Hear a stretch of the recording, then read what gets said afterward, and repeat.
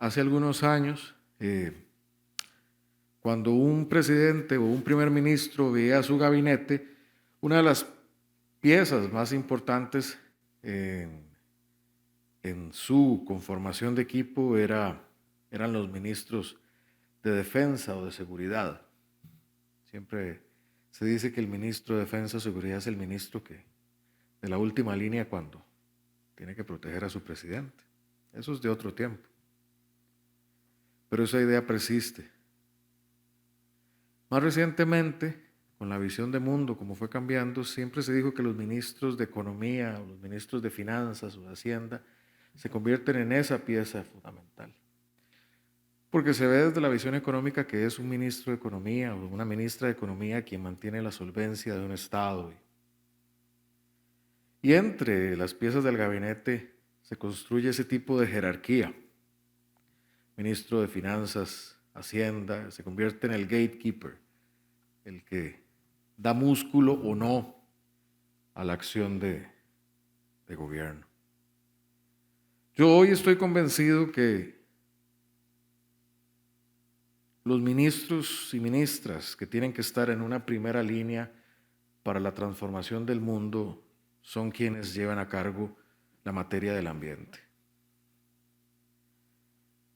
Los retos que nosotros enfrentamos en materia ambiental para la humanidad, no para nuestros países, para la humanidad no solo presente, sino futura, para la humanidad también pasada en el legado histórico, quienes son la primera línea de atención, de defensa, de futuro, son las y los ministros de ambiente. Tan fácil como eso. Sí, como en la pandemia hablamos que hay una primera línea de defensa en las trabajadoras y los trabajadores del sector salud o de toda la primera línea de atención que han protegido. Y a ellos y a ellas les llamamos la primera línea de defensa para la humanidad. Quienes tienen a su cargo el liderazgo ambiental de los países son la primera línea del futuro. Y muchos y muchas están aquí reunidos y reunidas. La tarea y la responsabilidad es muy grande.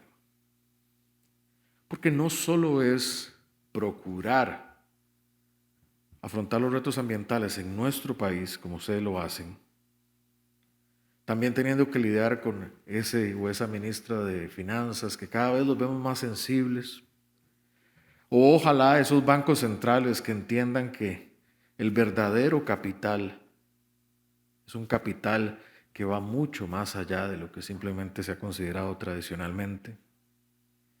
Tenemos que hacer la tarea doméstica. Tenemos que hacer la tarea multilateral.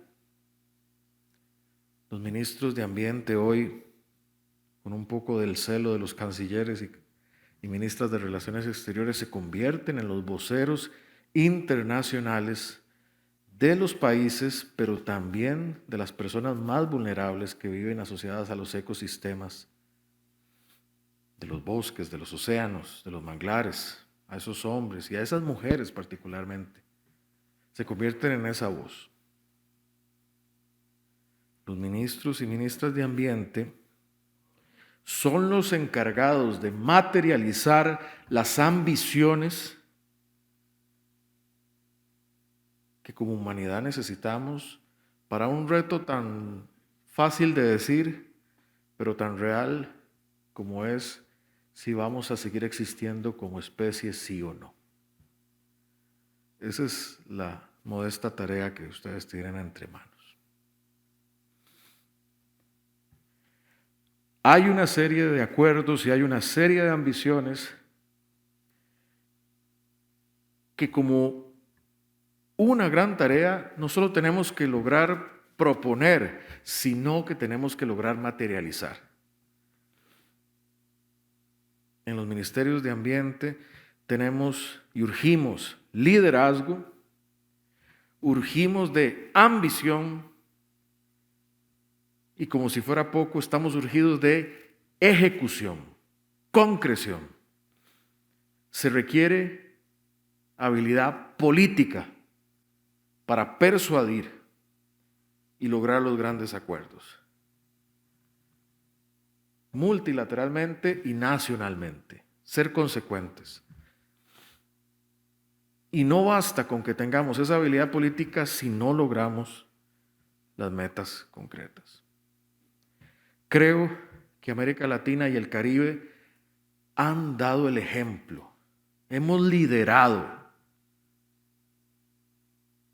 En muchas cosas somos un poquito desordenados o no nos alineamos de manera conjunta, pero esta es una tarea que más allá de ideología o de cualquier consideración nos une. Eso es lo que ustedes pueden hacer aquí. Ustedes y nadie más. Son ustedes los líderes y las lideresas que tienen en sus hombros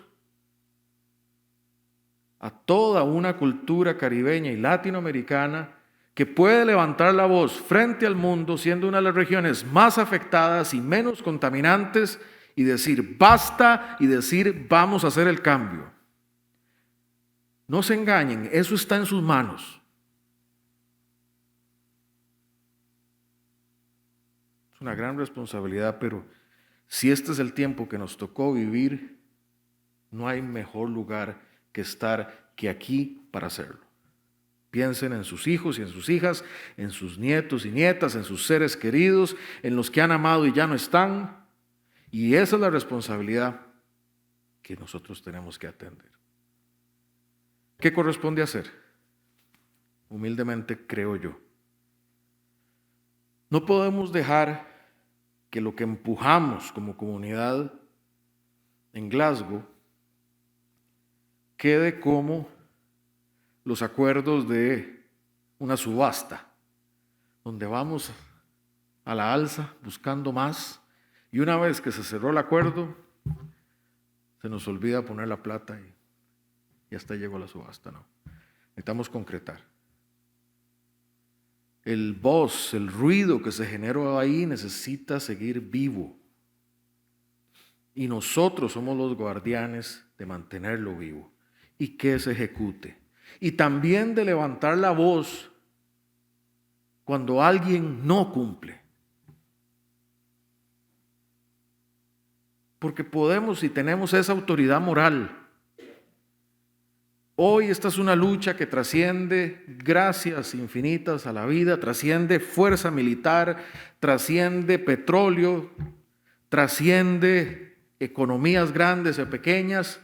Es la autoridad moral la que nos puede permitir levantar la mano y exigir por una causa noble.